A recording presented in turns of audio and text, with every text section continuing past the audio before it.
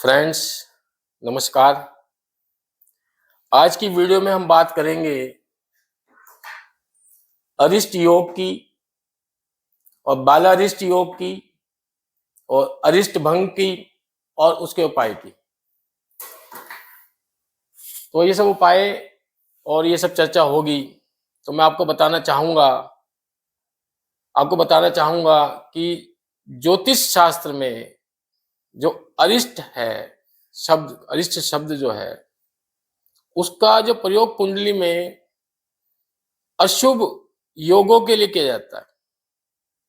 अरिष्ट को ज्योतिष में अशुभ से तुलना की गई है। तो अशुभ योग होते हैं, वो होते हैं अरिष्ट योग।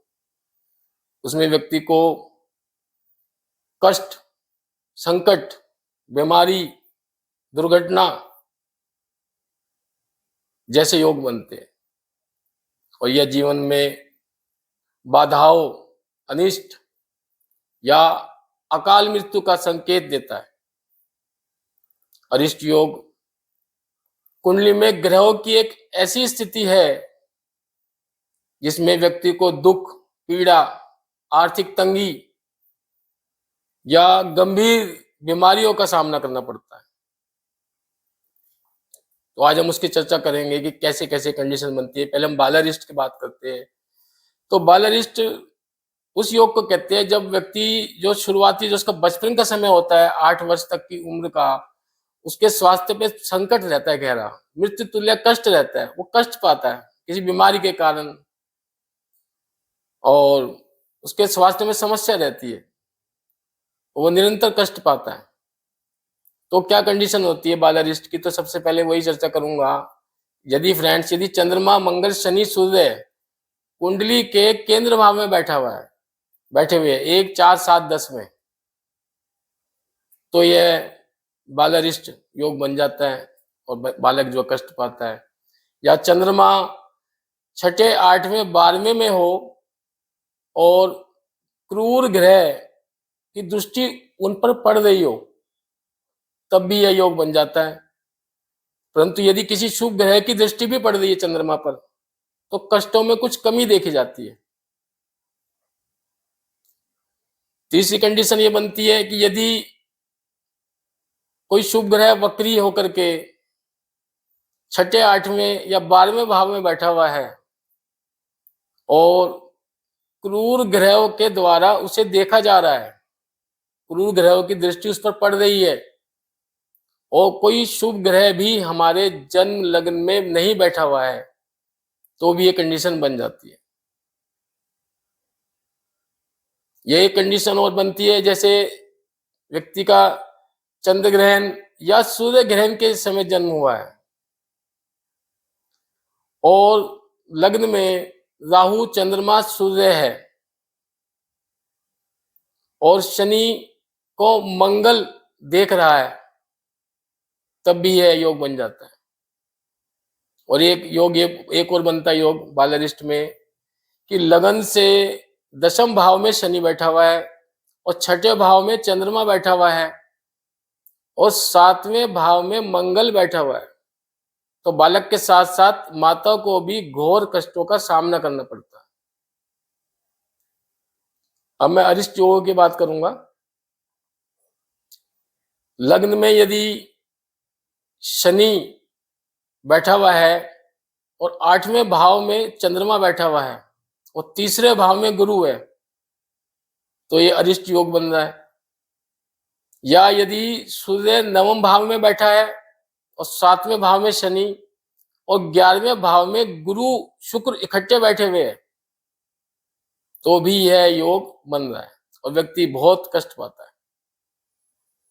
एक कंडीशन ये बनती है कि यदि पाप ग्रह से युक्त चंद्रमा, पापी ग्रह के साथ चंद्रमा 9वें या 7वें भाव में बैठा हुआ है, पापी ग्रह के साथ 9वें या 7वें भाव में चंद्रमा बैठा हुआ है और किसी शुभ ग्रह की दृष्टि उस पर नहीं पड़ रही है या कोई शुभ ग्रह उसके साथ नहीं बैठा हुआ है, तो भी यह योग बन जाता है।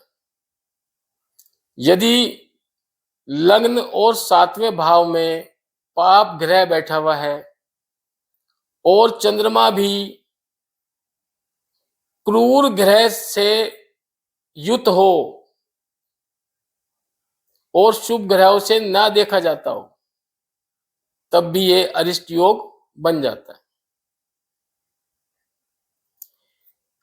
और एक कंडीशन और बनती है, यदि कमजोर अवस्था में चंद्रमा लग्न में बैठा हुआ है, केंद्र भाव या 8वें भाव में पापी ग्रह बैठे हुए हैं,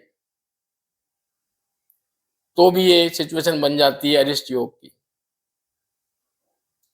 और यदि दो पापी ग्रहों के बीच में चंद्रमा बैठा हुआ है, चंद्रमा बैठा हुआ है, उसके आगे पीछे पापी ग्रह बैठे हुए हैं, और चंद्रमा कहाँ बैठा हुआ है, या तो लग्न में बैठा हो, या 8वें भाव में बैठा हो, या 12वें में बैठा हो, या 7वें भाव में बैठा हो, तब ये अरिष्ट योग बनता है। और ये कंडीशन ये है कि शनि 12वें में, सूर्य 9वें में और मंगल 8वें में, और शुभ ग्रहों की दृष्टि उन पर ना पड़ रही हो, तब भी ये अरिष्ट योग बन जाता है। एक योग और है, ये लास्ट योग बताऊंगा मैं अरिष्ट योग का, कि ओपोक्लिम भाव। ओपोक्लिम भाव हमारे होते हैं 3, 6, 9, 12, ये ओपोक्लिम भाव है। इसमें यदि जितने भी ग्रह बैठे हुए, सभी ग्रह वो निर्बल अवस्था में बैठे हुए, कमजोर होकर बैठे हुए, या नीच राशि में बैठे हुए अपनी, तब भी ये अरिष्ट योग बनता है। अब बात हम करेंगे अरिष्ट भंग योग की। अरिष्ट कैसे भंग होता है? तो पहली कंडीशन है, यदि बुध, गुरु, शुक्र इनमें से कोई ग्रह लग्न में बैठा है और बाकी ग्रह केंद्र में बैठ जाते हैं, तो भी ये संपूर्ण अरिष्ट का नाश कर देते हैं। जैसे सूर्य के उदय से अंधकार का नाश हो जाता है, इसी प्रकार ये अरिष्ट का नाश कर देते हैं। और एक सिचुएशन बहुत अच्छी है, यदि गुरु बली होकर, मजबूत होकर के लग्न में बैठा हुआ है, उच्च अवस्था में है अपनी, या स्वराशि में है, तो यह संपूर्ण अरिष्टों का नाश कर देता है।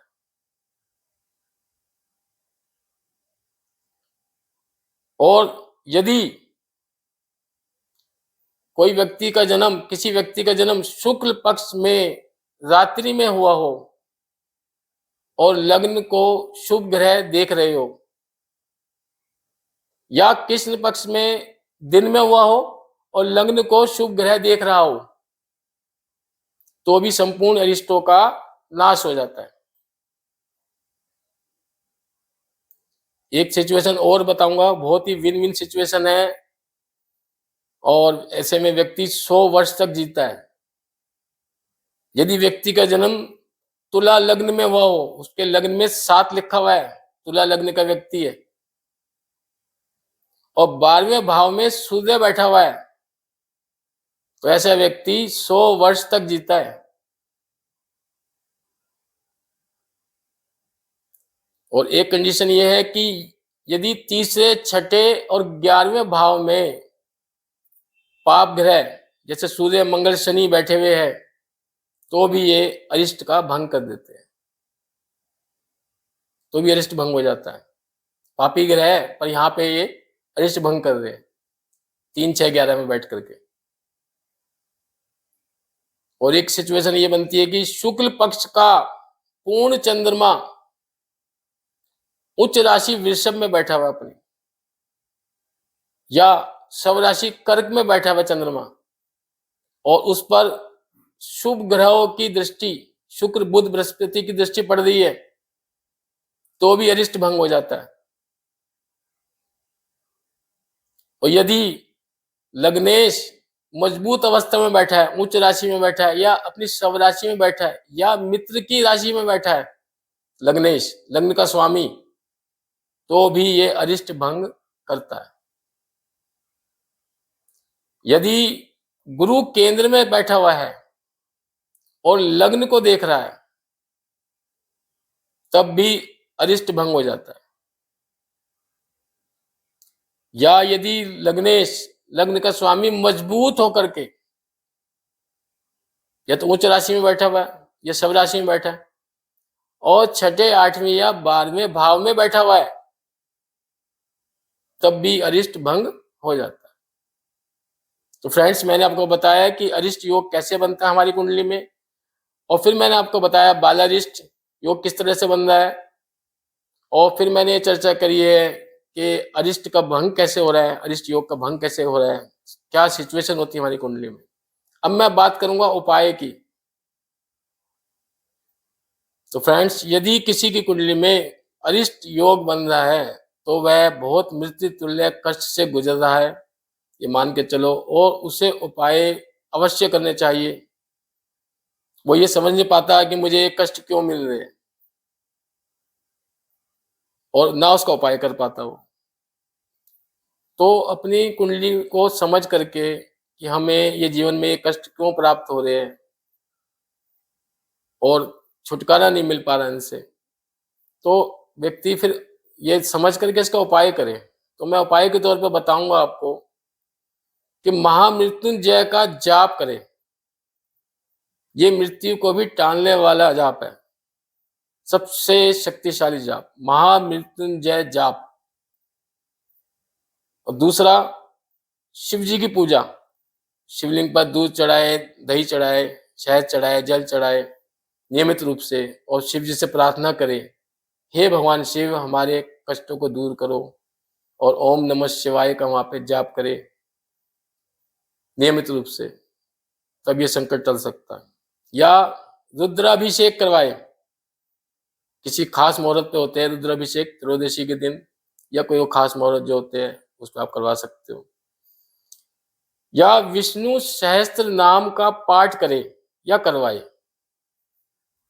तो ये सब उपाय करने से अरिष्टों का प्रभाव बहुत कम हो जाता है और व्यक्ति को इन कष्टों से छुटकारा मिलता है, क्योंकि ये कष्ट साधारण कष्ट नहीं है, ये मृत्यु तुल्य कष्ट है, और व्यक्ति की अकाल मृत्यु तक इन योगों से हो जाती है। तो उसको हल्के में ना ले और उपाय करें। और मैं आपसे अब एक रिक्वेस्ट करूंगा कि मेरी वीडियो को लाइक करें, शेयर करें और मेरे चैनल को सब्सक्राइब करें। नमस्कार।